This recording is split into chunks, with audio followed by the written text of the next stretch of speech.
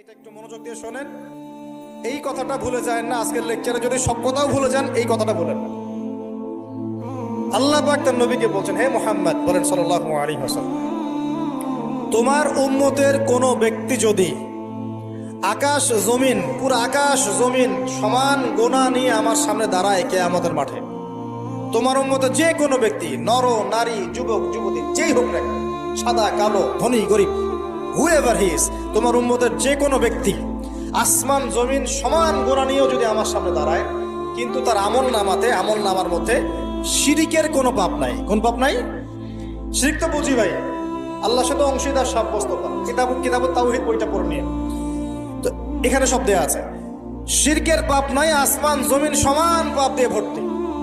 আমি আল্লাহ তার সামনে আসমান জমিন সমান ক্ষমা দয়া নিয়ে হাজির হব ইনশাআল্লাহ। মানে আল্লাহ পাক তাকে মাফ করে দিবেন ইনশাআল্লাহ।